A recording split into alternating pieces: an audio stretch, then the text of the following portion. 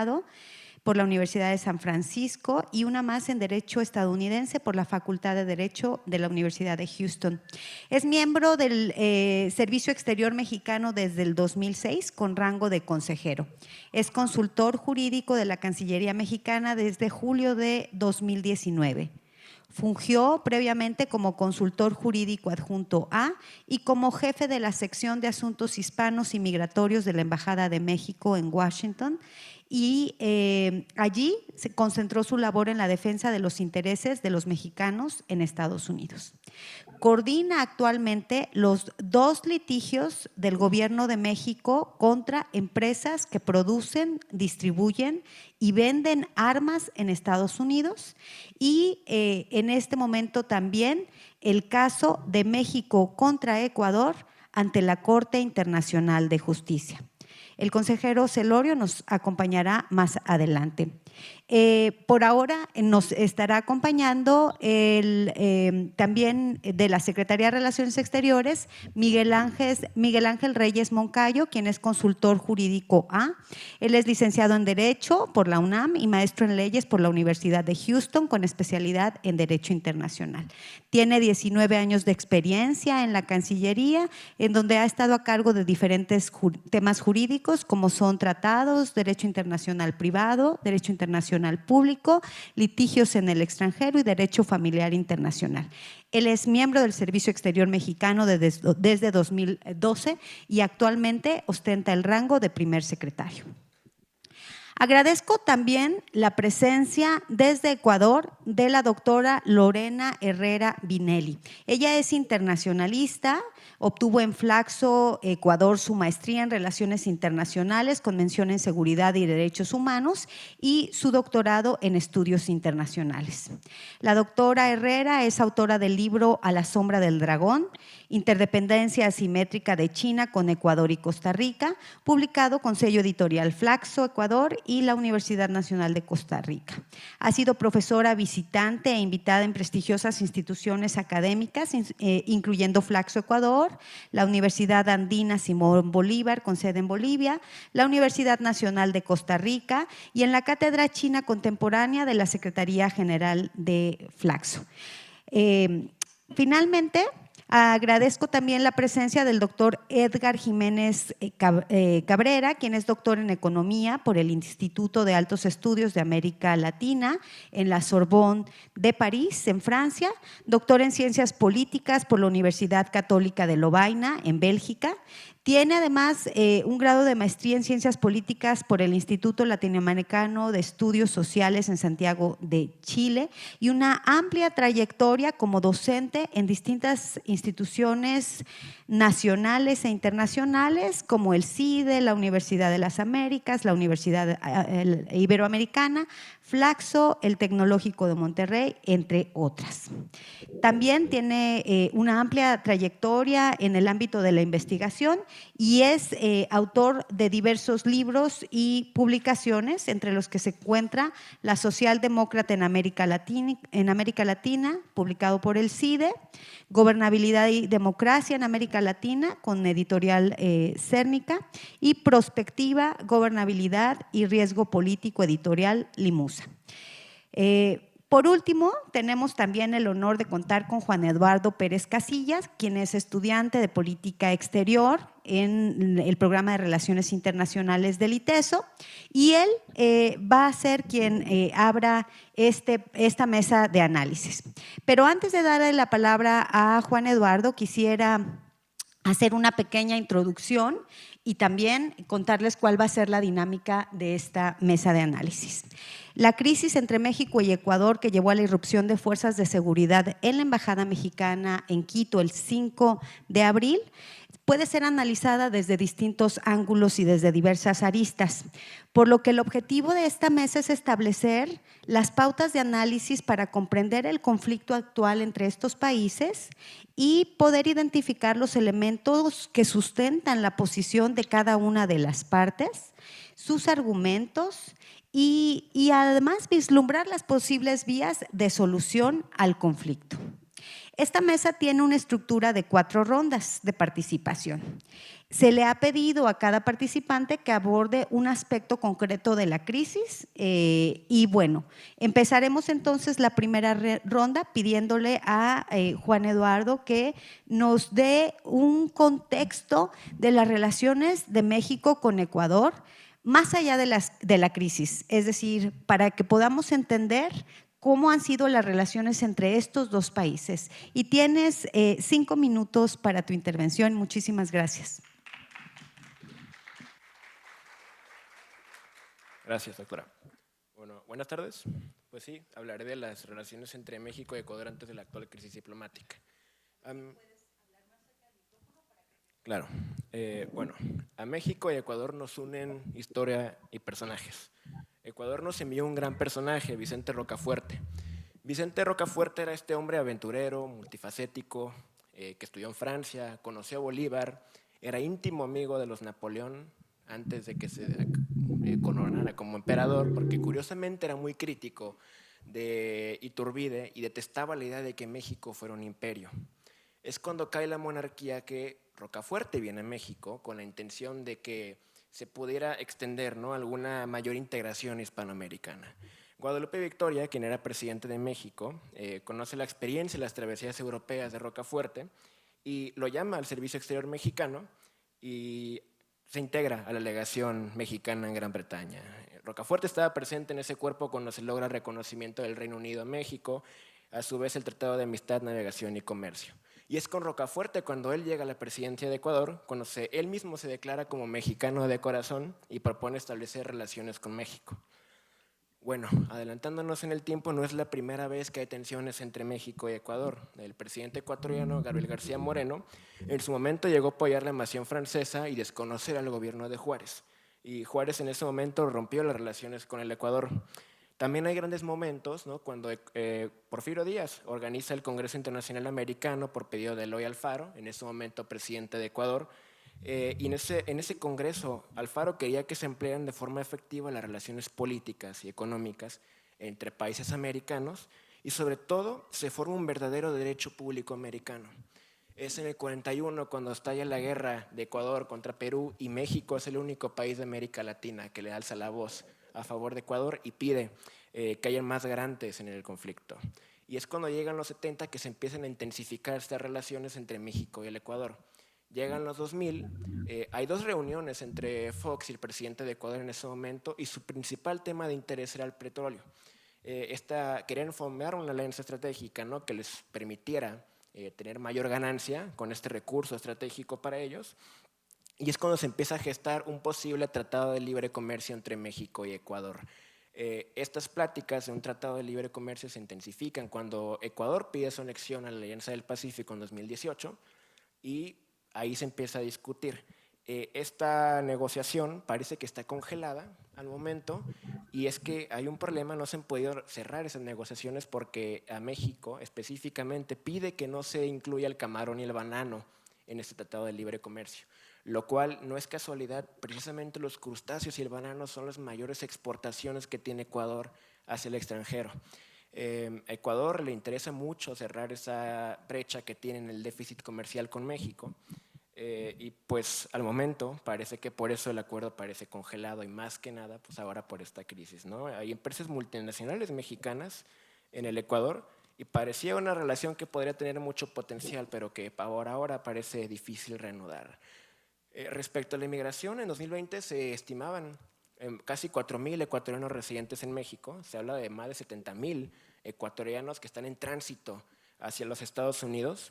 Y recalco que con esta ruptura de relaciones se vuelve un poco más difícil su protección.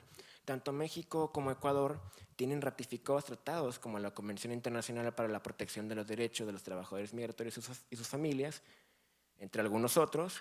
Existen mecanismos y vías de comunicación para la protección de los migrantes que esperemos sean efectivos. Otro tema que concierne tanto a México como a Ecuador es la lucha contra la delincuencia organizada. Ambos países son firmantes de la Convención de las Naciones Unidas contra la Delincuencia Organizada Transnacional y sus protocolos. Han llevado incluso operaciones en conjunto. Se me viene a la mente la Operación Pacífico en 2011. Existen mecanismos de cooperación y flujos de información entre ambos gobiernos. y ambos países han definido estrategias para fomentar acuerdos regionales e internacionales. Ahora que ha estallado esta crisis de seguridad en Ecuador desde el 2020 y que se le ha declarado un conflicto armado interno, es necesario, yo creo, que México y Ecuador reanuden conversaciones de cooperación y acuerdos para la lucha contra la delincuencia organizada, tanto de tráfico de drogas como de minerales como de personas. Acuerdos que provean ayuda y cooperación internacional en este conflicto que vive el Ecuador contra la delincuencia organizada. Porque creo que esta crisis de seguridad pudo ser una antesala en esta crisis diplomática, que ha ocasionado este clima tenso que influye, yo creo, mucho en el tipo de decisiones que se toman en la política. Gracias. Muchísimas gracias por este contexto importante. Enseguida quiero ceder la palabra al doctor Edgar Jiménez para que nos hable sobre los ángulos de esta crisis, para poder revisar los acontecimientos que llevaron a ella y pues identificar también las aristas, que necesitamos contemplar para analizarla. Tiene hasta 5 minutos para ello, doctor Jiménez. Adelante.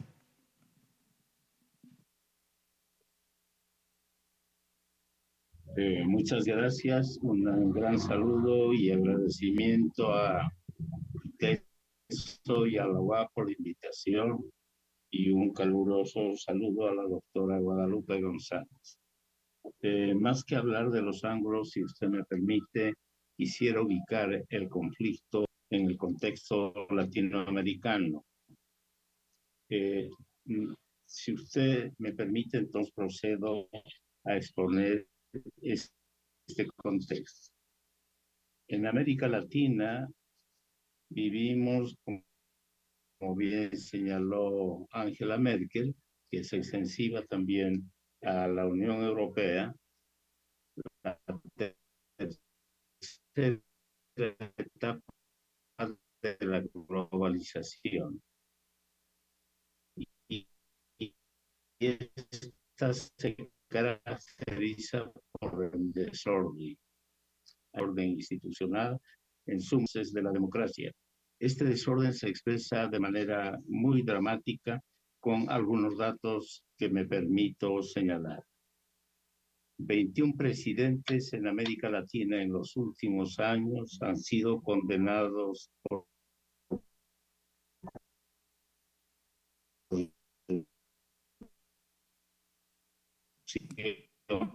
Doctor, no le escuchamos, se corta la comunicación. 20 no sé presidentes si... no terminaron su mandato y 20 presidentes volvieron al poder. Es decir,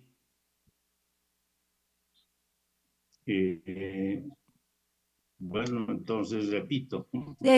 Sí, quizá si apaga su ¿Ahora cámara, sí me oye? mejora la calidad de la conexión.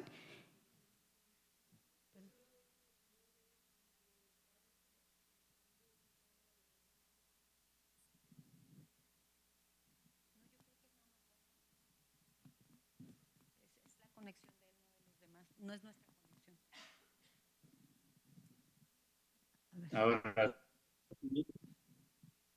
Ahora sí. Adelante. ¿Tampoco? Sí, adelante, le escuchamos.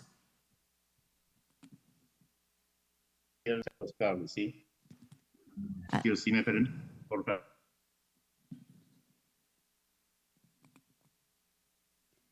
Adelante, doctor.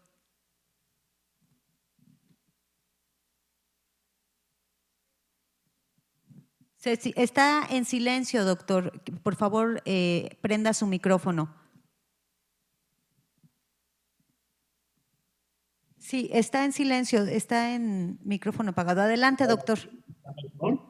A ver, ahora sí. ¿Se oye mejor? ¿Se oye mejor? Sí. Bueno, primero agradezco muchísimo, muy gentiles por la invitación a ITESO, a la UAP y a la doctora Guadalupe, un reconocimiento particular para ella.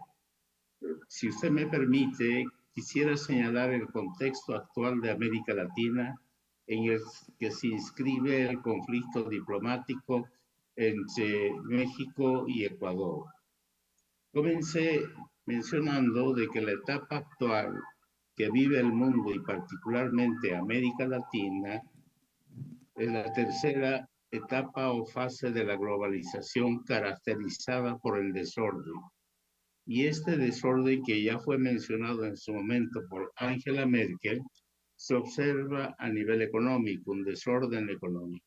Se observa a nivel político, institucional, se observa también a nivel educativo, cultural, etcétera. Esto quiere decir que las bases fundamentales más importantes de la democracia en América Latina se están erosionando. Esto ha sido trabajado, analizado por dos instituciones de Estocolmo y Oslo, que se dedican al análisis del estado actual de la democracia y del riesgo político. Esto ha llevado, en segundo lugar, a una nueva tipología de los países de la región. Países emergentes, países en vías de emergencia, países de riesgo y países de alto riesgo. Y lamentablemente Ecuador, Paraguay, Centroamérica, exceptuando Panamá y Costa Rica, se ubican en esta tercera franja, países de riesgo. Esto es muy importante.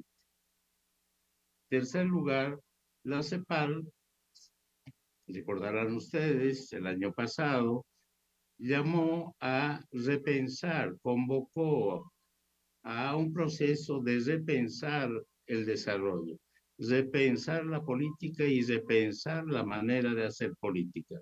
No olvidemos, hoy por hoy, debido a este desorden político, en la región existen 638 partidos políticos. Una situación que altera también la estructura de lo que en el pasado podíamos entender como un régimen bipartidista o multipartidista en los sistemas políticos o regímenes de partidos. Algo también importante del 2004 en adelante, cuando da a conocer un libro sensacional, un informe sensacional, PNUD, el estado de la gobernabilidad en América Latina, cuando menciona que en América Latina existe estados fallidos. Más adelante, estudios debido a esta erosión, debido a esta fragilidad institucional en la región, hoy por hoy es posible el análisis de democracias fallidas y de gobiernos fallidos, más allá de estados fallidos. Algo también importante es el personalismo del poder en América Latina. Se trata de gobiernos de derecha o de izquierda. Eso otorga a la situación actual algo que también llama la atención, la inestabilidad política regional, la ingobernabilidad de la democracia, la obsolescencia institucional. Y en esta perspectiva hay una polarización política e ideológica en las sociedades. Daba un ejemplo que también llama la atención. Me quedan 2 minutos. 21 presidentes en América Latina en los últimos años han sido condenados por corrupción. 20 presidentes no terminaron su mandato. Y esto llama la atención, alterando las reglas de la reelección. 20 presidentes volvieron al poder por segunda vez en 11 países.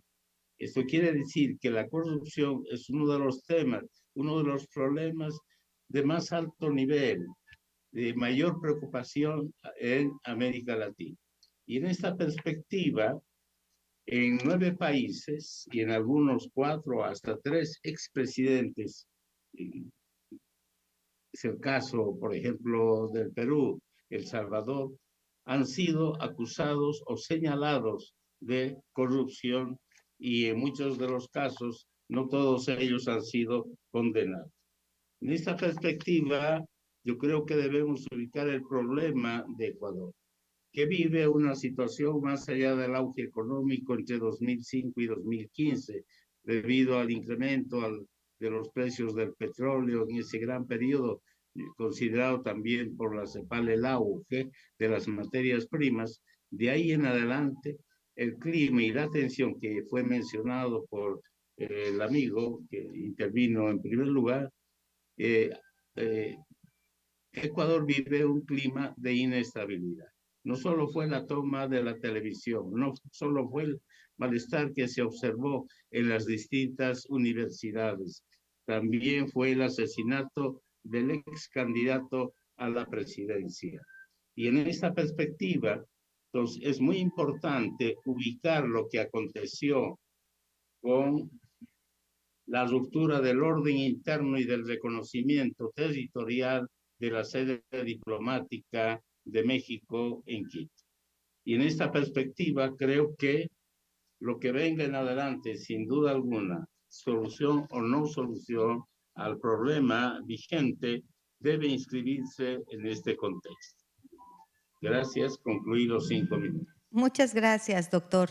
Pues sin duda importante este contexto en América Latina y claro, no abordó explícitamente el caso de México el doctor Jiménez, pero también tendríamos que mencionar las tendencias autoritarias del gobierno actual y también digamos, un comportamiento atípico del presidente López Obrador en cuanto a las declaraciones que en la historia diplomática de México realmente es atípico este tipo de declaraciones por parte del jefe del Ejecutivo y eso también habría que mencionarlo.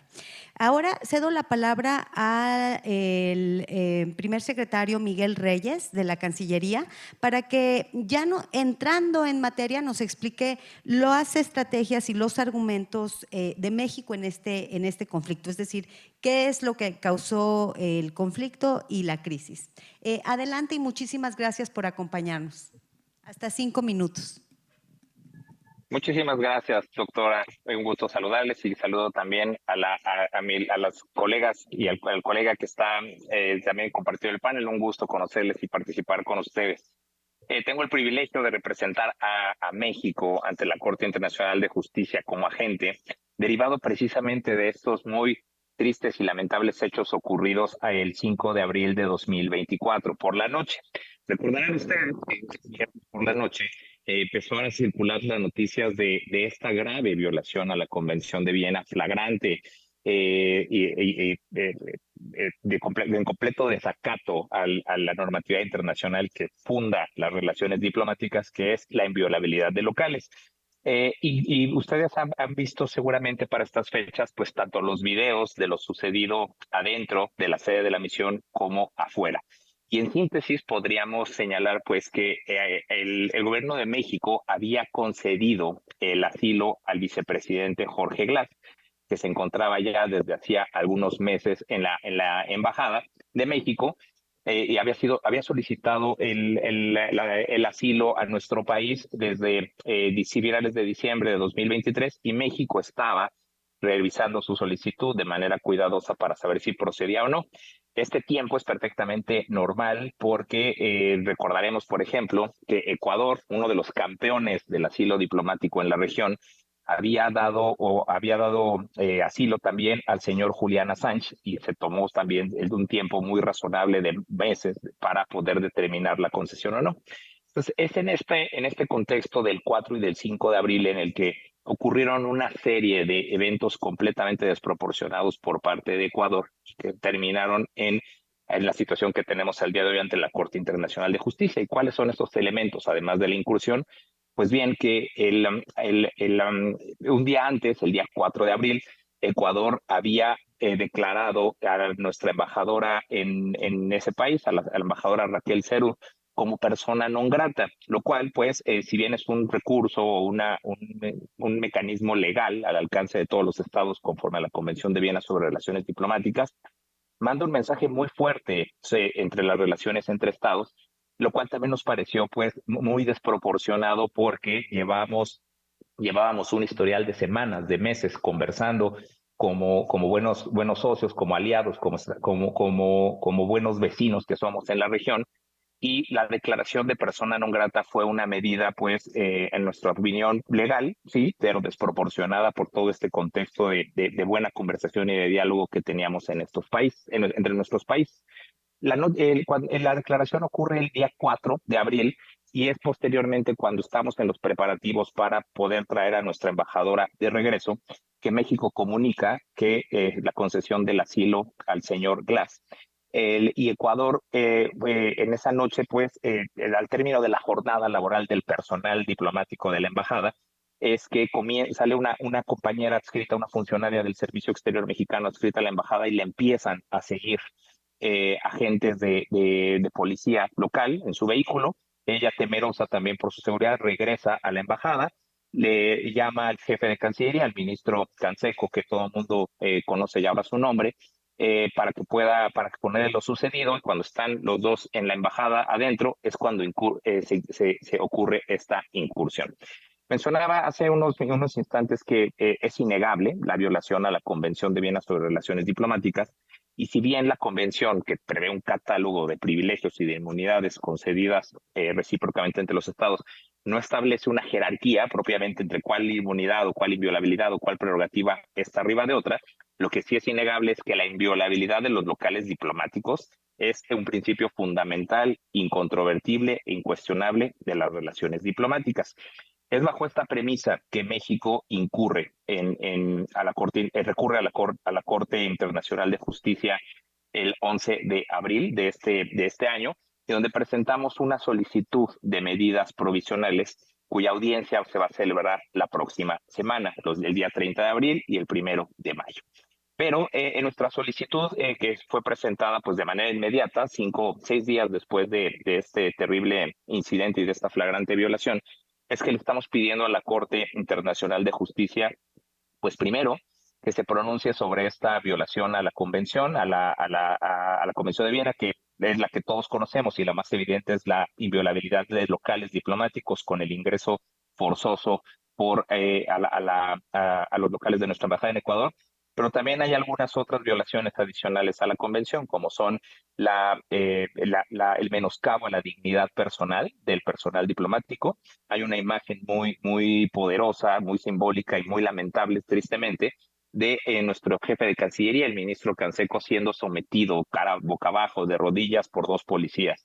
Pero también en los videos que han estado circulando, pues podemos ver que se apuntó con un arma. Imagínense que esta arma se hubiera activado. Al día de hoy no estaríamos hablando de un caso ante la Corte, estaríamos hablando de un agente diplomático mexicano fallecido en las instalaciones de una embajada mexicana. Entonces hay múltiples violaciones a la Convención de Viena, violación a los archivos, violación a las comunicaciones, de violabilidad de locales, como ya lo hemos mencionado, y varias otras por las cuales estamos acudiendo a la Corte Internacional de Justicia. Concluyo esta primera intervención señalando también que México y Ecuador son estados parte de un tratado internacional conocido como el Pacto de Bogotá, el cual nos obliga como estados en la región a buscar soluciones y a buscar diferendos entre nuestras controversias. Entendemos claramente que Ecuador difería de las razones o de los argumentos de México para haber concedido el asilo diplomático, pero antes de cometer esta flagrante violación, lo que Ecuador tenía a su alcance y además estaba obligado a hacer era agotar mecanismos pacíficos de solución de controversias como la negociación, como la mediación, o incluso, si lo estimaba conveniente, Ecuador tenía el derecho de llevarnos a nosotros a la Corte Internacional de Justicia para cuestionar si el asilo diplomático había sido concedido o no conforme a derecho. La situación entonces al día de hoy es muy diferente. México presenta su demanda. Es evidente que la razón, el derecho le asiste a México, y en ese sentido, reitero, la próxima semana estaremos en las audiencias señaladas por la Corte Internacional de Justicia para poder avanzar en las medidas provisionales que México ha presentado, porque, dicho sea de paso, si bien ya no tenemos las relaciones diplomáticas, Ecuador contiene todavía la obligación de proteger el local donde estaba albergado nuestra embajada, porque ahí dentro todavía se localizan archivos y propiedad del gobierno de México, y eso es lo que pediremos la próxima semana a la Corte. Concluyo esta primera intervención. Muchas gracias. Muchas gracias. Pues muy claro, ahora nos gustaría escuchar a la doctora Herrera para conocer las razones y los argumentos que ha dado Ecuador oficialmente para haber tomado la decisión que tomó de enviar a las fuerzas de seguridad, pero también los temas o las aristas que están en los desacuerdos y quizá aquellos intangibles que explican las tensiones entre ambos países. Muchas gracias por acompañarnos, doctora. Sé que ha tenido muchos eventos y ha sido muy solicitada desde México para pues compartirnos la postura de su país. Adelante, doctora, hasta 5 minutos.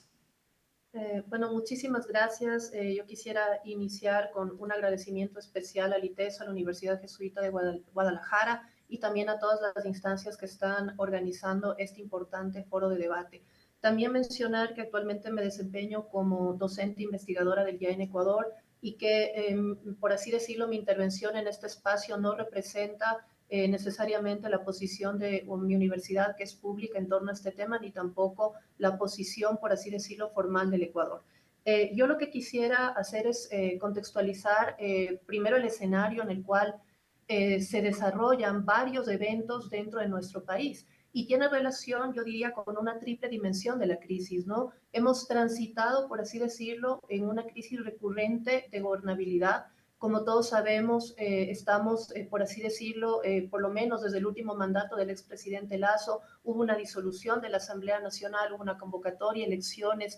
Evidentemente se convocan nuevamente elecciones a nivel nacional en el Ecuador para la designación de presidente, vicepresidente, alcaldes y Asamblea Nacional, lo cual se lleva a cabo en medio también de una crisis de institucionalidad del Ecuador. Como ya es conocido por todos los medios oficiales y canales oficiales y también por los medios públicos y privados de comunicación, el Ecuador lamentablemente pues tiene varios frentes abiertos en cuanto a la debilidad, la fragilidad de la institucionalidad del país, muchos actos de corrupción que en este momento se están, por así decirlo, abordando por parte de las entidades encargadas del país, como la Fiscalía General del Estado, quien ha estado prácticamente al frente de varios de los, por así decirlo, de las investigaciones en torno a temas relacionados con la corrupción en el país. Y también quisiera referirme a una tercera dimensión de la crisis que tiene que ver con el ámbito de la economía, ¿no? El Ecuador ha sido duramente golpeado, tenemos un déficit fiscal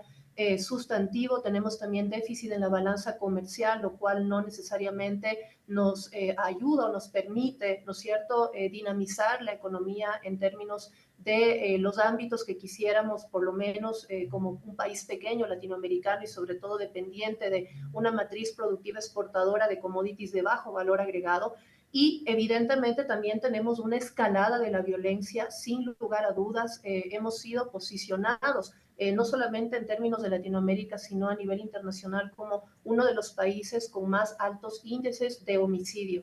Esto es evidente que es el escenario en el cual se inscribe, por así decirlo, toma un país con estas características del actual gobierno, el actual presidente Daniel Noboa. Y también hay otro frente en el cual el expresidente, vicepresidente Jorge Gras, que era básicamente el segundo a bordo del gobierno del expresidente Rafael Correa, sabemos que está sentenciado, tiene 2 sentencias ejecutoriadas, su camino efectivamente en todos estos ámbitos relacionados a sus sentencias, y no es reciente, inician en el año 2017. Hay que también señalar que él era el encargado o el actor estratégico de sectores muy importantes dentro del país, como por ejemplo el sector petrolero, y en todo este contexto también ha tenido responsabilidad probada por parte de la justicia ecuatoriana en actos de corrupción con la empresa Odebrecht por casi 35 millones de dólares en coimas. Entonces, es el escenario complejo que evidentemente lo toma el gobierno. Luego, en el mes de enero, tenemos el decreto ejecutivo 218, en el cual se establece un estado interno de conflicto no internacional, de carácter no internacional, pero sabemos que este estado de emergencia se lleva a cabo justamente por lo que acababa de mencionar, ¿no? La situación crítica del Ecuador en torno a la operación de grupos transnacionales delictivos, que sabemos que están operando desde hace muchos años en el Ecuador y que tienen redes y asociaciones regionales e internacionales muy importantes. En este marco, evidentemente, suceden los eventos que ya los han mencionado el pasado 5 de abril, y esta no es, digo, es la posición que adopta la OEA. Recordemos que la resolución 1253, en la cual votan 29 países a favor, condenan enérgicamente la actuación del Ecuador. Evidentemente hay una violación del derecho internacional, específicamente yo me quisiera referir al artículo 26 de los derechos de los tratados, la pacta sunt servanda, ¿no? Todo tratado en vigor que nos dice obliga a las partes y sobre todo debe de ser cumplido de buena fe. Y de otro lado, el artículo 27 que establece que en alusión, ¿no?, al derecho interno y a la observancia de los tratados, ninguna de las partes que sea evidentemente que se haya adherido o haya suscrito y haya ratificado un tratado internacional por ninguna circunstancia puede invocar las disposiciones de su derecho interno como justificación, evidentemente, del incumplimiento de un tratado. Y esa es la perspectiva que está recogida de manera explícita en la resolución 1253 de la OEA, en donde se condena enérgicamente la actuación del Ecuador en relación a todos estos normas, principios que regulan el derecho internacional público. Y evidentemente también hay el Ecuador lo ha recibido desde una posición justa y esperada. Esa ha sido la posición oficial de la Cancillería ecuatoriana, en el sentido de que, a su vez, si bien se condena al Ecuador, también se hace alusión a el respeto por el derecho de asilo, a las instituciones que lo configuran y sobre todo a las normas y regímenes internacionales en torno a este tema, específicamente la Convención de Asilo de 1954. Desde esta perspectiva, y bueno, tal vez si me adelanto un poco dentro de la intervención, pero la resolución de la OEA me parece que es crucial en un sentido positivo y en un sentido en el cual establece los canales y los mecanismos de diálogo, ¿no es cierto?, dentro de la instancia de la OEA para poder resolver gradualmente este conflicto. ¿Por qué? Porque interpone buenos oficios para que sea la propia organización la que pueda efectivamente canalizar los recursos, los canales diplomáticos y el diálogo a través de una solución, ¿no es cierto?, pacífica de este conflicto internacional para que ambas partes busquen efectivamente una negociación o busquen un acercamiento lo antes posible. De hecho, el Foro de Política Exterior del Ecuador, que es una instancia, en definitiva, conformada por académicos de diversas universidades del país, ha instado de alguna manera al gobierno a que se puedan buscar los mecanismos de conciliación con un socio tan estratégico como México, aparte, como bien decía la intervención inicial, ¿no?, con un socio histórico. Tenemos toda una historia en términos culturales, en términos económicos, en términos políticos. Efectivamente es importante que se restablezcan las relaciones diplomáticas y por lo tanto desde la academia seguiremos haciendo todos los esfuerzos posibles para que este gran objetivo suceda. No obstante, sabemos que la toma de decisiones no depende exclusivamente de un actor como la academia, depende exclusivamente de los líderes, las instituciones que regulan, en este caso, la política exterior del Ecuador, en este caso la Cancillería ecuatoriana, quien tiene la rectoría en torno a este tema, y efectivamente lo que nosotros seguiremos haciendo es instar por todos los mecanismos posibles para poder, por lo menos, pues reiterar cuál es nuestra posición como academia, que me parece que es una posición absolutamente viable.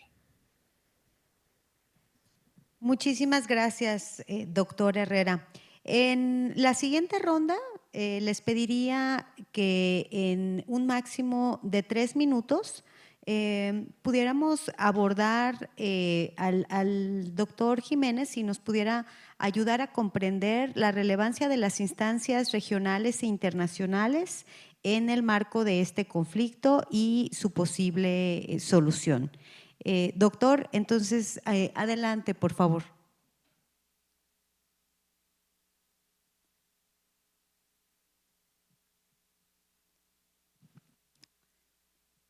Doctor, ¿tiene su micrófono apagado?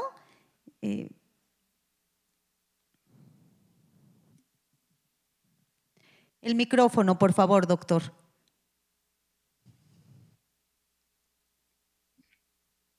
Adelante. Sí, ahora sí, adelante.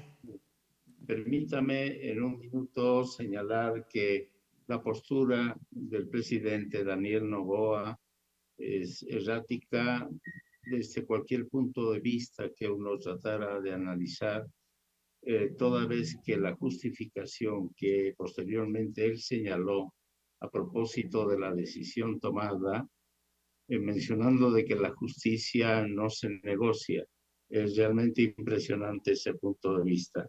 Segundo lugar, la decisión tomada careció de los escenarios que debían acompañar y acompañan cualquier decisión estratégica a nivel gubernamental. No hubo ninguna mención a los escenarios de riesgo que sin duda alguna hubiesen impedido, o por lo menos el presidente Noboa pudo haber reflexionado sobre la decisión tomada. Llama la atención que tampoco se tomó en cuenta el periodo, los 30 años del siglo anterior, en donde la doctrina de la seguridad nacional fue utilizada como recurso ideológico para justificar la lucha interna. Todo esto ha sido ya reformulado y esto nos obliga a reconocer a México como estandarte del derecho de asilo y del refugio, no solo durante el periodo también de Salvador Allende y la caída del gobierno de la Unidad Popular, también durante el periodo que fue llamado la Operación Cóndor, ¿sí? Muchísimos dirigentes e intelectuales de Uruguay, Argentina, Bolivia, se refugiaron y tuvieron asilo en México. De manera que debemos incorporar en el brillante análisis que hacen los dos colegas en su exposición la jurisprudencia existente en la región. Por último, también debo mencionar que es muy importante, más allá de la consulta popular y del referéndum que propuso y estuvo en marcha el presidente Noboa, que en América Latina es fundamental lo que prendieron la reformulación de la integración latinoamericana. Y en esta perspectiva, el punto de vista de Mercosur, la probabilidad que Ecuador sea, digamos, si no expulsado, asuma una postura distinta porque es un país asociado, no es un país integrante del Mercosur. Si analizamos las relaciones comerciales, son mínimas en el campo de la exportación e importación. Entonces, el Mercosur está buscando también que Ecuador deje de ser parte integrante del Mercosur. De igual manera, CELAC, más allá de la OEA, y llama la atención la postura también de la Unión Europea, en contra, sancionando de alguna manera la posición tomada por el presidente y la ocupación de la embajada mexicana. Y en esta perspectiva, evidentemente, la solución futura en el marco de la negociación, acuerdo, va a llevar tiempo, si será por esa vía de la negociación pacífica. Muchas gracias, muy amable. Muchas gracias, doctor. A continuación quisiera pedirle al primer secretario Miguel Reyes que nos hable un poco más de la estrategia de México para abordar y resolver el conflicto con Ecuador, de la estrategia jurídica y diplomática que ha emprendido el gobierno de México. Hasta por 3 minutos su intervención. Adelante. Claro que sí, muchísimas gracias. Primero, efectivamente reiterar lo que se ha dicho también en esta mesa sobre que México y Ecuador somos socios, somos amigos históricos y este incidente, digamos, que ha ocurrido y que nos tiene en esta crisis diplomática, eventualmente se superará porque los pueblos somos mucho más allá de este tipo de incidentes. Entonces, todo esto para ponerles en contexto que, pues primero, al día de hoy, no tenemos relaciones diplomáticas con el Ecuador y también muy importante, tampoco tenemos relaciones consulares. Y esto es muy importante porque en términos de las relaciones internacionales, de las cuales también ustedes son expertos, pues el rompimiento de unas relaciones, las diplomáticas, no necesariamente implica el de las consulares, pero en este caso las decisiones fueron rompamos ambas cosas. ¿Cómo se está trabajando esta crisis en paralelo a lo jurídico? También tenemos que recordar que en este contexto hay una persona que también a quien se le violaron sus derechos, que es el señor Jorge Glass. Y en ese sentido, el señor Jorge Glass él y su familia están agotando otro tipo de mecanismos a su alcance, incluyendo en el sistema interamericano de protección a los derechos humanos, como son la Comisión y la Corte Interamericanas, pero también están acudiendo a otras instancias en materia de derechos humanos, como son todos los comités que se han establecido en el marco de tratados que pueden revisar la situación con Ecuador.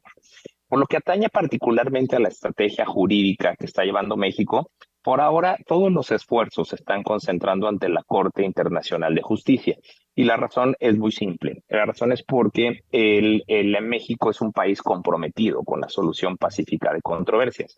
y sobre todo porque también Ecuador, tras el gobierno ecuatoriano, tras el incidente del 5 de abril y tras el allanamiento a la embajada mexicana, no ha dado ninguna señal o ninguna muestra de arrepentimiento en este sentido. Por el contrario, su presidente ha salido a declarar, ni siquiera digamos a justificar, pero si no ha salido a declarar y a hacer varias manifestaciones que apuntan en que efectivamente considera que el derecho internacional puede violarse y así lo considera. Entonces, por ahora, todos los esfuerzos jurídicos, insisto, de México se estarán concentrados en la Corte Internacional de Justicia, un foro idóneo para que podamos dirimir la presente controversia. Muchas gracias. Muchas gracias. Doctora Herrera, quisiera aprovechar el contexto que se sienta a través de la Estrategia Jurídica de México para quizá que nos comentara un poco más sobre la política exterior de Ecuador, lo que la caracteriza. En México tenemos nuestros principios de política exterior elevados a rango constitucional y pues es uno de los pocos países del mundo que ha llevado estos principios a su constitución. ¿Cómo es la política exterior de Ecuador y en qué medida, digamos, existen pautas jurídicas, institucionales para solución de controversias como esta y restablecimiento de relaciones diplomáticas? Más claro, lo que usted nos quiera comentar. Adelante, doctora. Bueno, muy acertada la pregunta. En primer lugar, yo quisiera iniciar comentando que la política exterior no es una política de gobierno. La política exterior es una política de Estado. Y entonces, en esa medida, desde esa perspectiva, hay principios tradicionales que han guiado la política exterior del Ecuador, no solamente como un país latinoamericano, sino como un actor del sistema internacional. Claramente, sé que me salgo un poco del contexto, pero mirando el conflicto en Gaza, el Ecuador en este momento es importante mencionar que es miembro no permanente del Consejo de Seguridad de Naciones Unidas. Y uno de los temas, uno de los puntos de la demanda de México es justamente suspender al Ecuador de todos los organismos, por así decirlo, que se vinculan con el sistema de Naciones Unidas. Es complejo, esto estará bajo resolución de la Corte Internacional de Justicia, yo no quisiera adelantarme en un criterio sobre el tema, pero es evidente que el debilitamiento de nuestra proyección en términos internacionales es complejo, se ha debilitado cuando debería institucionalizarse y debería seguirse fortaleciendo la línea tradicional que el Ecuador ha tenido. Por ejemplo, en la agenda de derechos humanos, ¿no? Por ejemplo, en la agenda de la paz y la seguridad y, por supuesto, la agenda de desarrollo, que son los tres pilares sustantivos del sistema de Naciones Unidas, ¿no? Entonces, esa es la línea que tradicionalmente ha seguido el Ecuador, por ejemplo, el principio de no agresión internacional, del respeto por la soberanía, del respeto también por el derecho internacional público. Dada esta situación, evidentemente, pues existe una polarización, diría yo, en Ecuador, en el sentido de algunos, tal vez, y el ciudadano de a pie, que no entiende o no está familiarizado con estos elementos, seguramente apoya, ¿no?, la acción del Ecuador.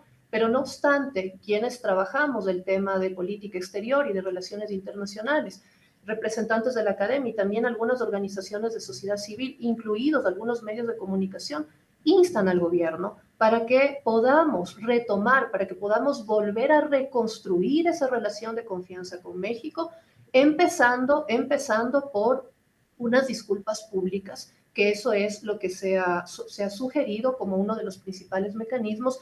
No obstante, la posición de la canciller ecuatoriana Gabriela Sommerfeld, o por lo menos una de las últimas que yo pude escuchar, no sé si habrá otro cambio de posición, ha sido que eso no está todavía sobre el tablero de la discusión.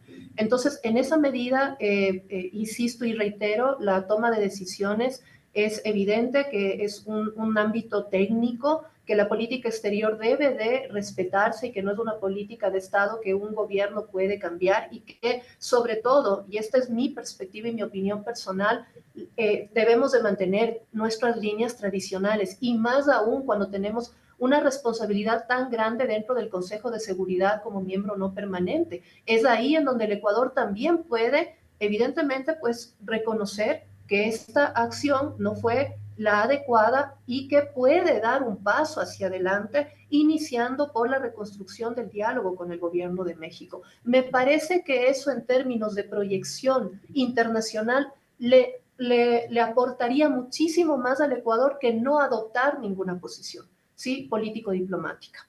Eso sería para no sobrepasar el tiempo de los 3 minutos que nos asignó. Muchas gracias, doctora, muy interesante. Y en la siguiente ronda, que si les parece bien, hacemos un ajuste de tiempo y limitamos las intervenciones a máximo 4 minutos, estaban previstos 5. Quisiera pedirles que nos concentremos en los alcances y los efectos, quizá las consecuencias del conflicto, y le pediría iniciar esta ronda nuevamente al doctor Jiménez. Adelante, doctor. Debemos reconocer la situación compleja, que no solo es algo que debemos distinguir en el caso ecuatoriano. La región vive una situación de complejidad compleja y en el Ecuador esto se hace mucho más visible. Mencionó la doctora la situación precedente, la decisión tomada de la pérdida de gobernabilidad, la situación generada después de Rafael Correa en adelante y el papel desempeñado por Jorge Glass como mandatario, y así como la problemática de la corrupción, particularmente en el sector petrolero. Tengo la impresión de que esta situación, ojalá se encuentren los caminos en la Corte Internacional de Justicia para resolver de manera pacífica, está impactando en América Latina. Esto es fundamental. Una salida a la problemática latinoamericana, y permítame introducir un tema que, aunque no cabe, sin embargo tiene una relación sobre el futuro de América Latina.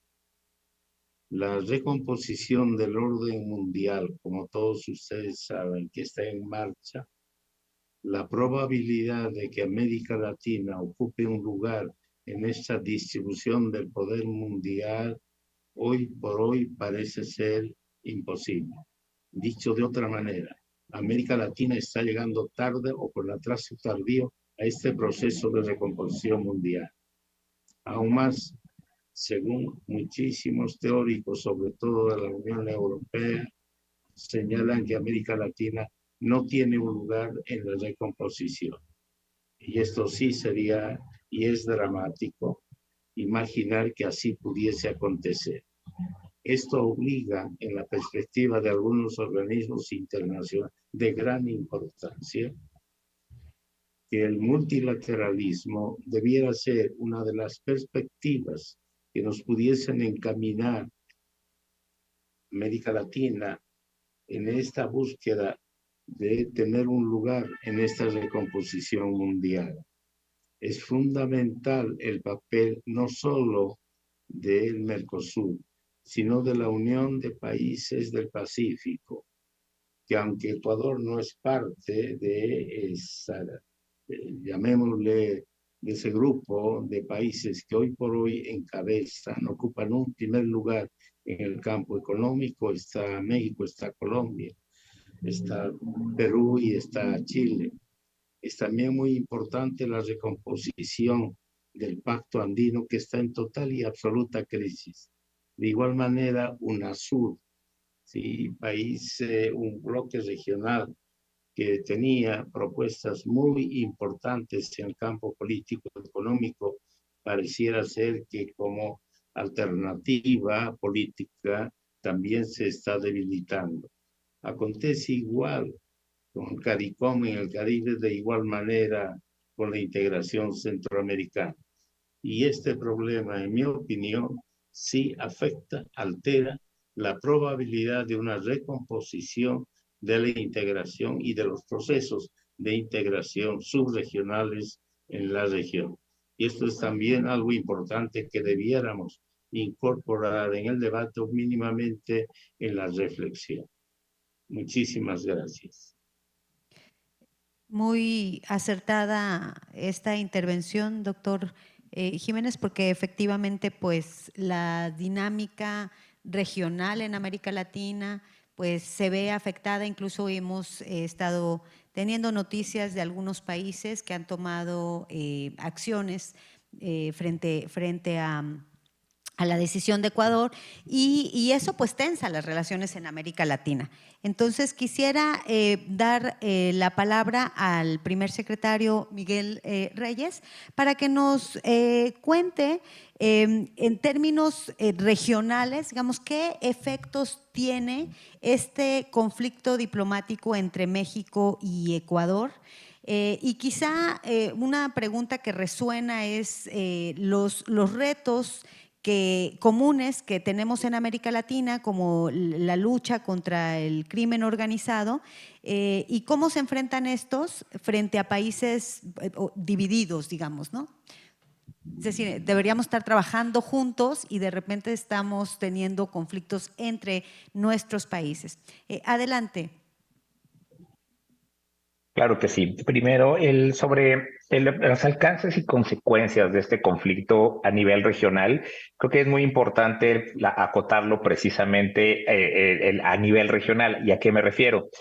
Porque si bien la Convención de Viena sobre relaciones diplomáticas es una convención universal, de las convenciones más ratificadas por la comunidad internacional con más de 190 estados parte, muchas de este conflicto México-Ecuador y esta violación a la convención se percibe en muchos lados del mundo como un conflicto regional, a pesar de que es algo que atañe a toda la comunidad. Y esto me parece que es una gran oportunidad, al menos en términos como de derecho internacional, para reafirmar las aportaciones que América Latina como región ha hecho al derecho internacional. ¿Y a qué me refiero? Pues que, como lo mencionaba el doctor Jiménez, pues cuando él mencionaba sobre esta repartición del poder, América Latina, pues en muchas ocasiones se ha quedado rezagada precisamente en aportaciones al derecho internacional, a pesar de ser una de las regiones que con más frecuencia acuden a los mecanismos internacionales de solución de controversias. Pero aquí hay una figura muy importante que vale la pena destacar, que es la figura precisamente del asilo, que es una figura nacida en la región, es una figura que está arraigada en la región y que, recordando nuevamente la situación del señor Julián Assange en Ecuador, en su embajada en el Reino Unido, Ecuador no entraba a la embajada ecuatoriana no porque reconocía la figura del asilo. El asilo para los ecuatorianos, para el Reino Unido era una figura pues en la cual no están familiarizados, son ajenos, sino no entraba por la inviolabilidad de locales. Entonces, en ese sentido, este conflicto en términos del derecho internacional tiene precisamente este potencial de reafirmar las contribuciones que tiene América Latina como región y para poder seguir reafirmando, valga la redundancia, las reglas del derecho internacional. Porque también, y lo mencionaba doctora Prado en su pregunta, es muy importante que podamos seguir continuando trabajando juntos como región. Tenemos un nivel de integración muy alto, nos une mucho la historia, la costumbre, las tradiciones, pero también muchísimos otros campos de cooperación en los cuales tenemos que seguir trabajando día a día, y el combate a la delincuencia organizada transnacional es uno de ellos.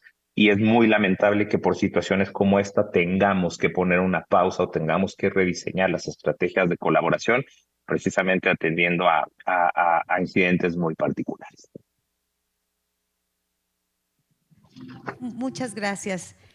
Adelante, doctor Herrera, si quisiera en esta misma línea de los retos que plantea este conflicto diplomático.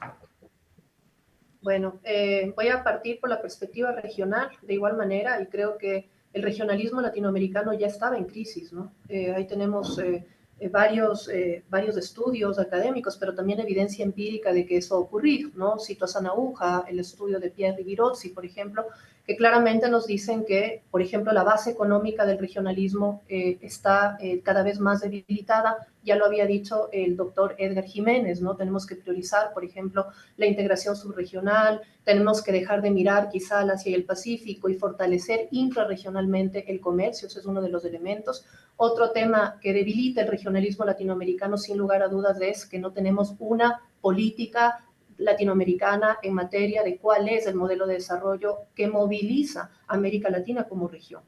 Y así algunos otros elementos sobre los cuales no hay necesariamente convergencia, sino más bien divergencias, y donde yo lo considero desde esa perspectiva, se advierte más acciones de carácter unilateral por encima de las decisiones que se deberían adoptar en el ámbito regional. ¿No? Lo vemos, por ejemplo, claramente en diversos ámbitos de la agenda. No quiero referirme solamente a uno de ellos. Entonces, en medio de este regionalismo que ya está en crisis, ¿no? Sobre todo el regionalismo post-neoliberal, la tercera ola regional que aparece en el siglo XXI, en donde la región, sobre todo a través de la CELAC y los 3 países que integran este espacio intergubernamental, han intentado, lejos de Estados Unidos y Canadá, fortalecer de manera más autónoma, equilibrada sus decisiones y sobre todo adoptando políticas y adoptando estrategias para justamente contrarrestar los efectos, ¿no es cierto?, de las condiciones adversas que en este momento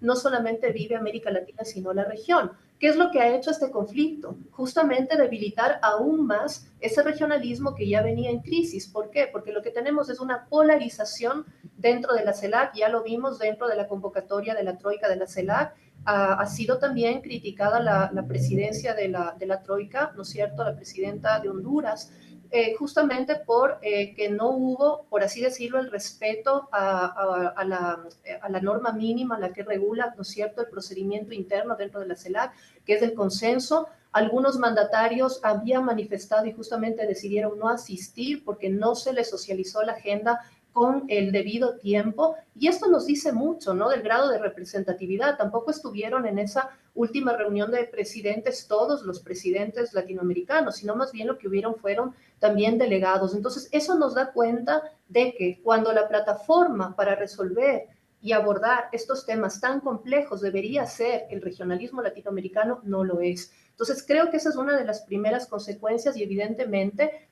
ya lo ha dicho el propio gobierno de México dentro de la solicitud que ha presentado la Corte Internacional de Justicia, ¿no? Están solicitando y están exigiendo que si algún Estado miembro del sistema de Naciones Unidas podría incurrir nuevamente en una pues decisión parecida o similar a la del Ecuador, sea inmediatamente expulsado sin tener que justamente solicitar a una corte internacional que se active en este tipo de mecanismos. ¿Esto qué genera? Genera un precedente. Por supuesto, se busca generar un precedente dentro del sistema internacional.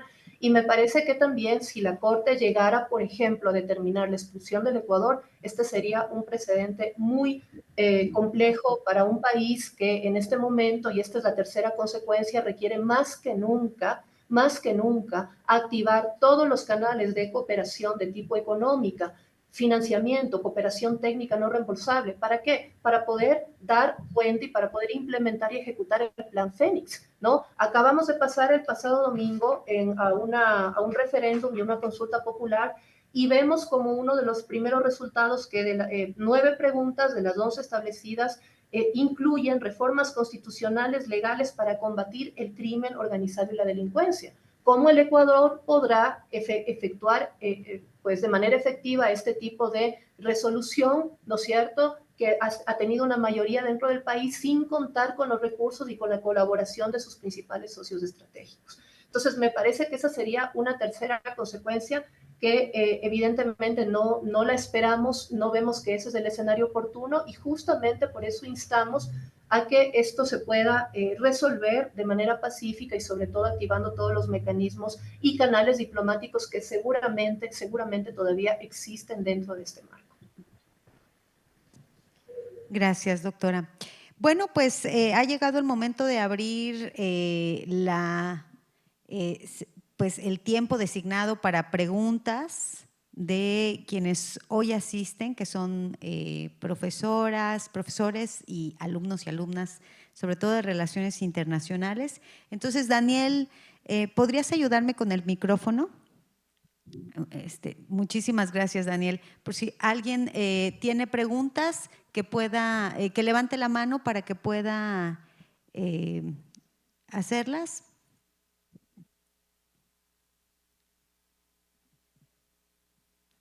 Ha sido muy clara la exposición de nuestros panelistas, pero seguramente hay cosas que por ahí les inquietan o que desconocen. Siéntanse con la confianza incluso de hacer preguntas sobre cosas que no se han mencionado y que les causa interés. A ver, aquí tenemos una atrás de ti.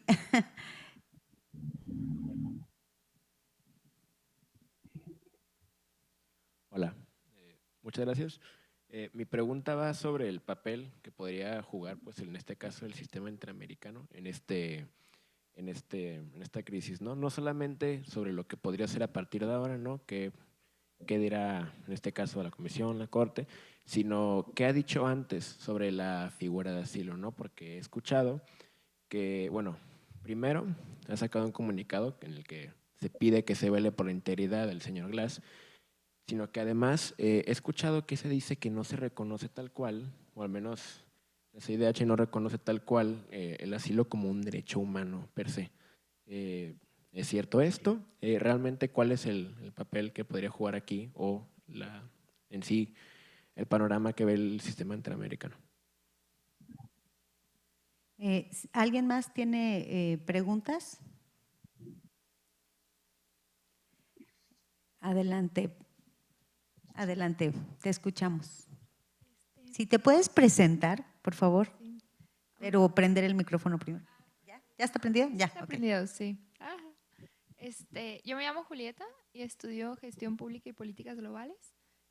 Y mi duda básicamente es como, pues hemos visto mucho en clase del problema de la politización y cómo, pues el que existan tal vez como ciertos personajes como presidentes que están en puntos extremos, pues puede generar conflicto, ¿no? Entre estos mismos. Entonces mi duda es como, en este caso en específico, cómo se puede como abordar el que distintas como entidades o en este caso personas tengan como ideales tan separados que los pueden llegar como a destruir esto mismo de la estructura de un propio país. O sea, cómo se puede como combatir eso o hasta pues generar un punto medio entre estas intervenciones para no llegar como a este extremo de la agresión si ninguna de las dos partes está tomando un medio pues pacífico. O sea, ¿qué tipo de entidades pueden entrar?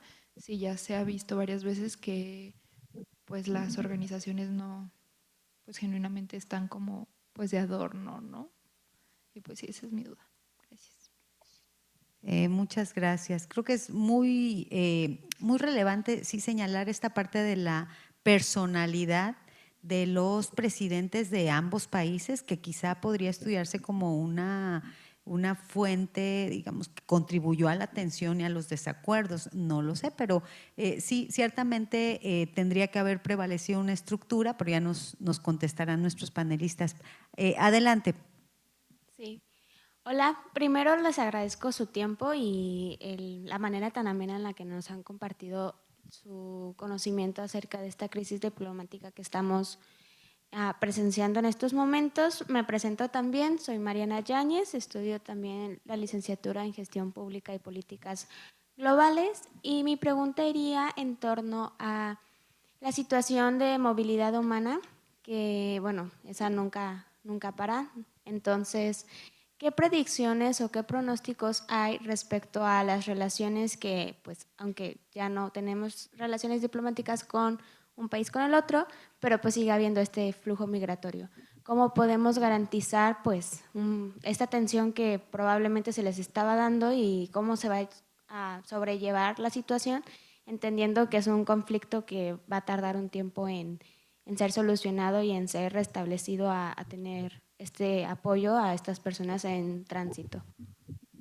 Muchísimas gracias. Pues adelante, quien quiera tomar la palabra para responder a estas tres primeras preguntas. Si me permiten, quisiera poder responder la última. Adelante, doctora. Bueno, muchas gracias por todas las preguntas, muy interesantes, y buenas tardes a todos los estudiantes que entiendo que nos están acompañando hoy. En el caso de Ecuador, la Cancillería ecuatoriana ha mencionado que pese a la ruptura de relaciones político-diplomáticas, esto no necesariamente implica un cierre de los servicios consulares en México, ¿no? Y más bien ha manifestado que van a seguir operando tanto en la Ciudad de México como en Monterrey. No obstante, es evidente que la comunidad ecuatoriana que se encuentra en condición de tránsito en México hacia Estados Unidos, porque sabemos que es el destino tradicional hacia el cual emprenden este viaje con una condición, por supuesto, irregular, una condición migratoria irregular, vulnerabiliza evidentemente esta condición todo lo que son sus derechos. Y aquí tenemos pues una agenda que es evidente, más allá de que se diga que los consulados están operando. Sería importante también conocer, por ejemplo, por parte del gobierno ecuatoriano, cuáles son esos mecanismos que sigue prestando, ¿no es cierto?, los consulados ecuatorianos en México para poder, por ejemplo, brindar visas de carácter humanitarios, emitir salvoconductos a la comunidad ecuatoriana y brindar atención en general a estas personas. Recordemos que la mayoría ha sido, no es una intencionalidad, ¿no? Los flujos migratorios o la decisión de migrar no necesariamente es una intención racional, pasa por un sinnúmero de factores y variables que tienen que ver sobre todo con un contexto complejo que estas personas han vivido en Ecuador. Evidentemente la falta de empleo, la falta de oportunidades y también la escalada de la violencia serían algunas de las variables que explican la salida masiva de ecuatorianos hacia el exterior y particularmente hacia Estados Unidos a través de estas fronteras porosas o los pasos no permitidos, ¿no? Los pasos no legales como los conocemos efectivamente. Entonces, me parece muy acertada la pregunta.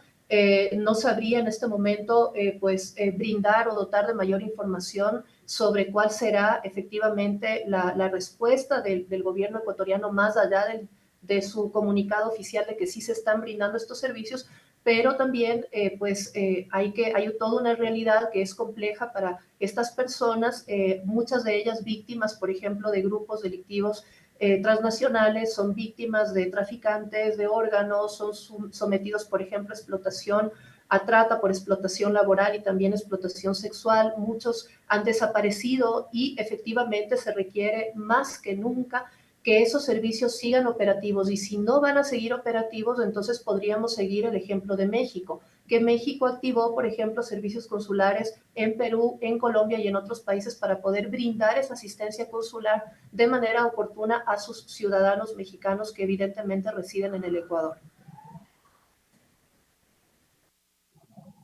Gracias. ¿Alguien quisiera? Sí, Adelante. claro, si me permite el doctor Jiménez, me gustaría hacer dos apuntes. Primero, sobre la pregunta del papel del sistema interamericano, sobre la aparente inexistencia de un derecho de asilo y demás.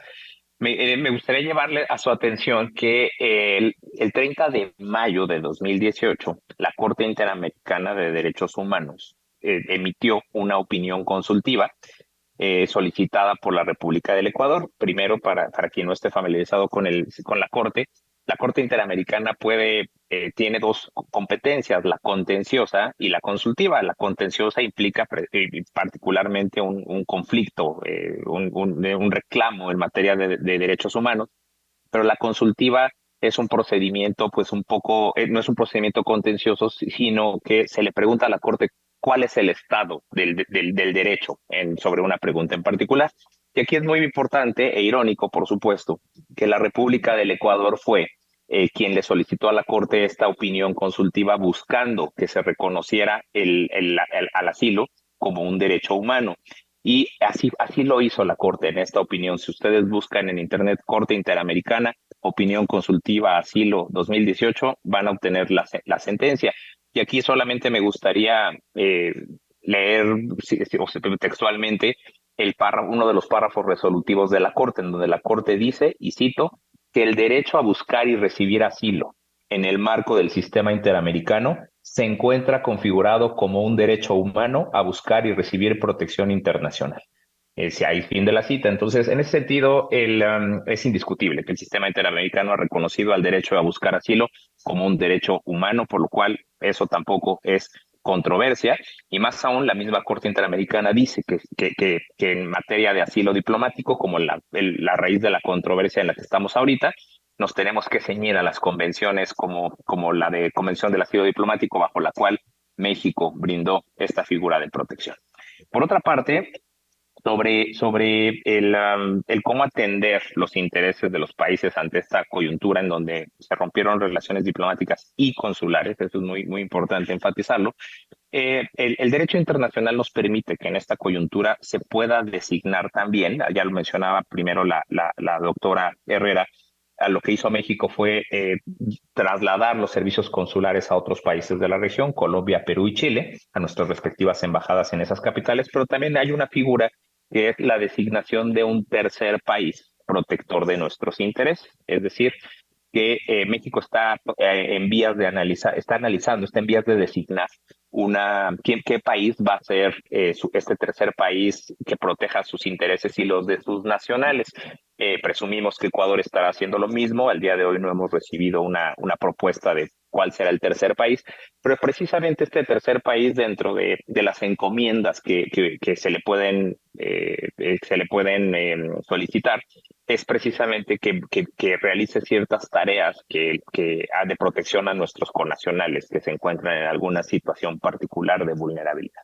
Entonces, estas dos figuras, la asignación de servicios consulares a países en la región, más la designación de un tercer país protector de intereses, que es el término jurídico, es lo que nos va a permitir hacer frente a estas situaciones que invariablemente continúan, como ya lo mencionaba Mariana.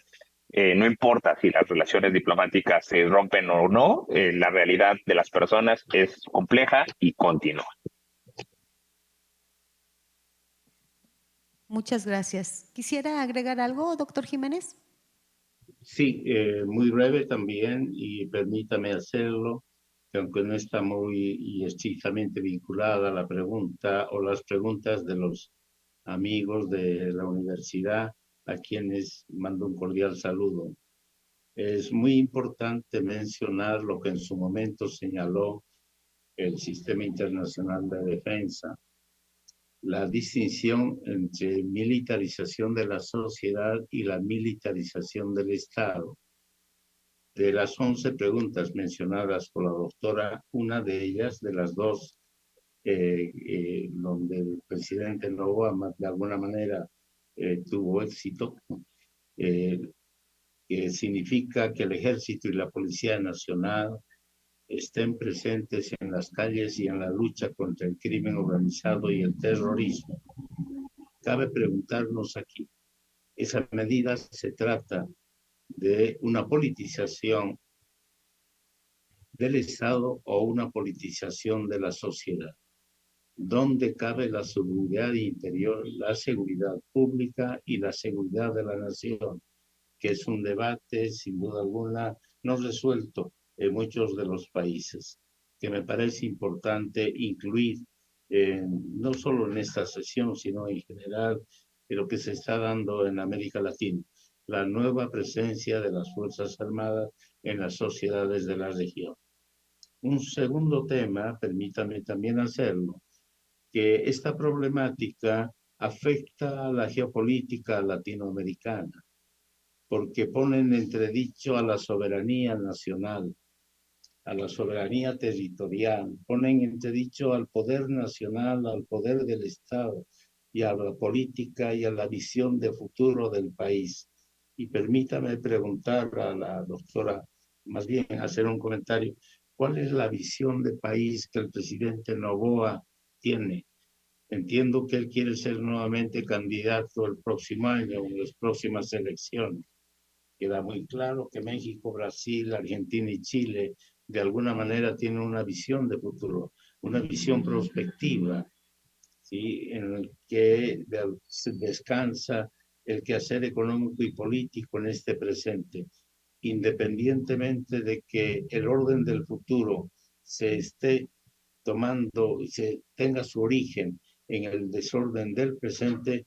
Muchos de los países de América Latina carecen de esa visión de futuro, carecen de una visión prospectiva que nos permita analizar, distinguir y orientar la conducción política nacional. Una cosa es el plan nacional y otra muy distinta el proyecto político. Y debiéramos preguntarnos si Ecuador tiene un proyecto político y cuál es la visión de futuro y dónde cabe esta problemática generada por el Ecuador con un alcance y con un costo político realmente enorme. Esa reflexión también quería comentar. Y por último, hablamos de democracia. Y en América Latina, evidentemente, la democracia no tiene apellido, carece de apellido, carece de contenido político, doctrinal e ideológico. ¿Cuál es la democracia hoy por hoy vigente en la región? Porque da la impresión que en muchos de los países el personalismo se confunde con la historia del Estado, con la historia del país, con la historia de la nación. No quiero referirme a algunos países, pero es muy visible, sobre todo en la región conosureña y también en Centroamérica. Muchas gracias. Gracias, doctor. ¿Hay más preguntas de quienes nos acompañan hoy? Bueno, yo tengo una. ¿Ahí hay una? ¿Una pregunta? No. Bueno, yo tengo una duda, sobre todo técnica, que tiene que ver con el tema del asilo, que en los medios de comunicación y ante la opinión pública pues existe poco conocimiento técnico en torno a la diferencia entre asilo político y asilo diplomático, y también el hecho y el argumento que se ha manejado en los medios es que Ecuador, una de sus razones para intervenir fue el proceso pendiente del ex vicepresidente, o sea, que tenía un proceso pendiente con la justicia y que eso podría justificar su detención. Y esto, bueno, en los medios de comunicación y ante la opinión pública, pues ha generado apoyo o rechazo de las posturas de las partes involucradas. Entonces, me gustaría quizá que pudieran abordarlo brevemente. Adelante, quien quiera comenzar. Bueno, yo me había referido a que existe una polarización muy fuerte dentro del país. Evidentemente hay por así decirlo, y esto lo vemos claramente en la consulta popular, ¿no?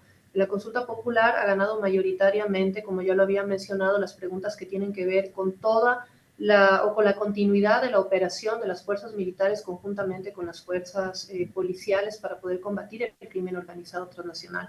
No obstante, por ejemplo, en ámbitos de las reformas que se querían implementar en materia laboral, esto no ha pasado, se ha votado no, esa ha sido la decisión del país.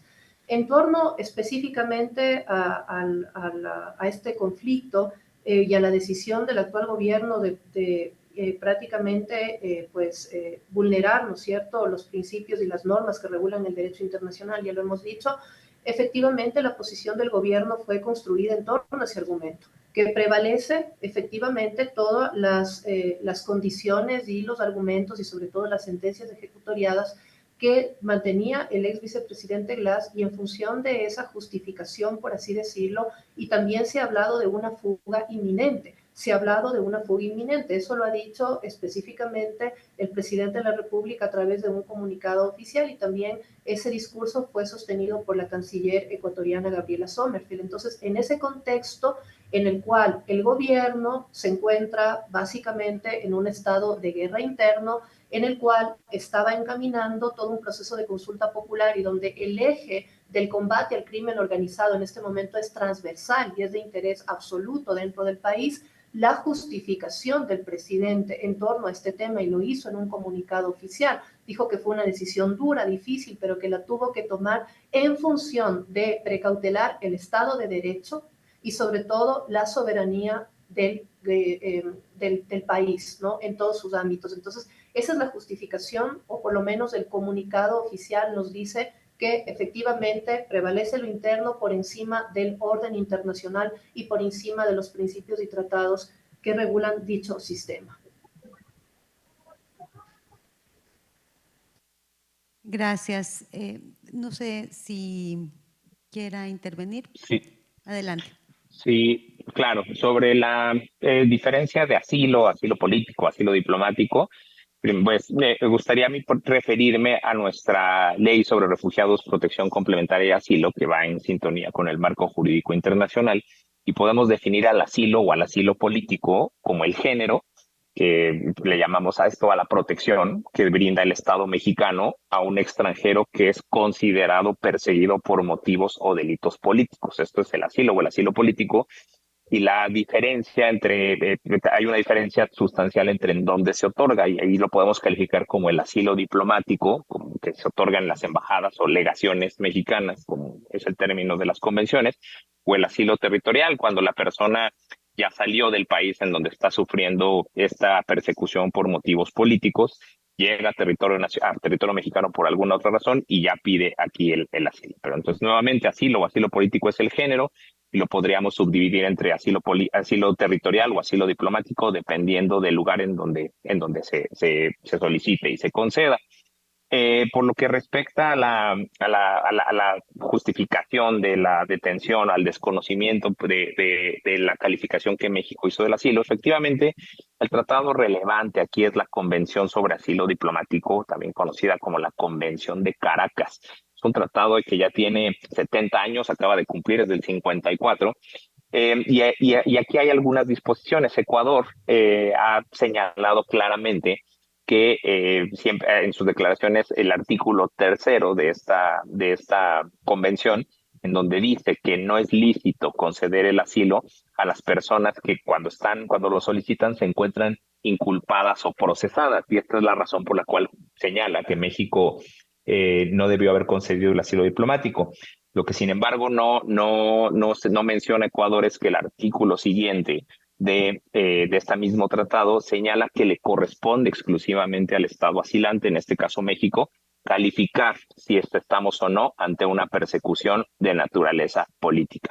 Y aquí me gustaría citar a un académico, a un abogado, venezolano, que radica aquí en México, Moisés Montiel, que en el contexto de este allanamiento publicó en sus redes sociales una cosa que me llamó mucho la atención, porque dice el doctor Moisés, que, refiriéndose a esta situación, que allanar una embajada con fuerzas de seguridad fuertemente armadas, sometiendo físicamente a un personal diplomático extranjero y sustraer a un exfuncionario con lujo de violencia, pues parecería, al menos de primera impresión, que se trata de una persecución política. Entonces, esto es para ejemplificar dónde estamos, en qué es la diferencia entre asilo y qué derechos tiene el Estado asilante y qué obligaciones tiene el Estado en donde se encuentra la persona solicitante del asilo. Muchas gracias. Pues estamos entrando a la recta final, entonces le cedería a nuestros panelistas la palabra para sus conclusiones en no más de 3 minutos, por favor. Adelante. Nuevamente, doctor Herrera, si quiere empezar usted.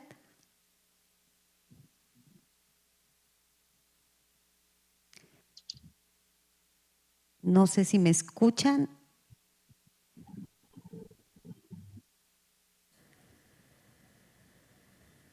Sí, escuchamos. Sí, 3 minutos para las conclusiones finales.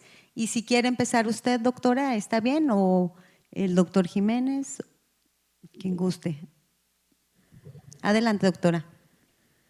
Sí, bueno, parece que el doctor Jiménez tal vez tiene algún problema con su audio, pero bueno, primero que nuevamente quisiera agradecer y reiterar esta cordial invitación. Me parece que la mesa ha sido muy, muy interesante, todas las intervenciones. También quiero felicitar al doctor Edgar Jiménez y también al doctor Miguel Reyes por sus brillantes exposiciones. Realmente ha sido, como digo, una mesa de altura, y también las preguntas que han sido muy bien formuladas. Para finalizar, tal vez nos habían preguntado dentro del formato cuál es una propuesta, ¿no? Y nosotros habíamos propuesto como un mecanismo a largo plazo trabajar también en el seno de la Junta Consultiva de Política Exterior.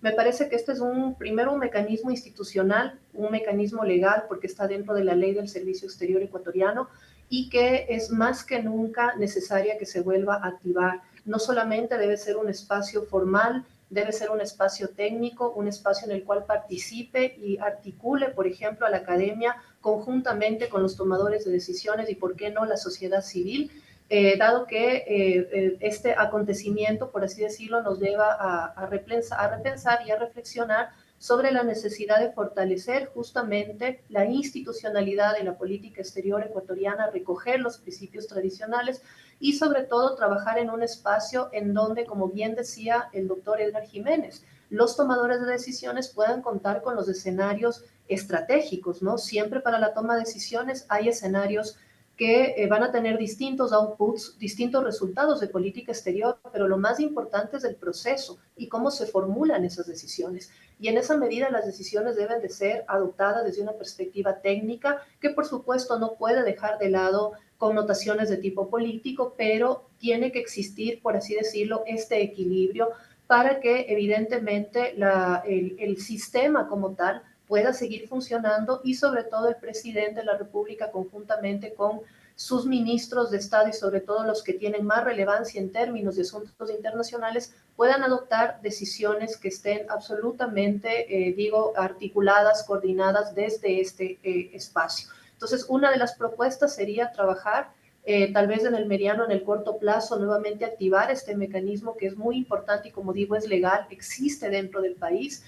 Y por supuesto que me sumo como miembro de la academia, he estado también en otros medios de comunicación y con todo el respeto he instado a las autoridades del país a que podamos alcanzar un acuerdo, un restablecimiento gradual de las relaciones con México. Este espacio dice que seguimos unidos, que pese a que pueda haber un impasse diplomático de esta naturaleza, la academia, el Estado, la sociedad civil, los estudiantes seguimos unidos, seguimos articulando un debate, ideas y sobre todo reflexiones que están orientadas a solucionar el conflicto. Entonces, felicito por este espacio, me parece muy, muy interesante todo lo discutido aquí y también esperamos que ustedes pronto se puedan articular a todas las iniciativas de nuestra universidad. Realmente nos encantaría. Muchísimas gracias nuevamente. Gracias. De hecho, nosotros tenemos como universidad convenios de intercambio con universidades ecuatorianas y sí, tenemos estudiantes mexicanos allá. Muchísimas gracias, doctora. Pues adelante, no sé si el doctor Jiménez quiera intervenir con sus conclusiones. Muy breve, me sumo a la felicitación de la doctora Lorena Herrera a esta iniciativa de ITESO y también del Departamento de Estudios Sociopolíticos y Jurídicos. Es muy importante, creo yo, democratizar el debate por esta vía o por otras sobre temas neurálgicos que afectan la estabilidad y la gobernabilidad de América Latina.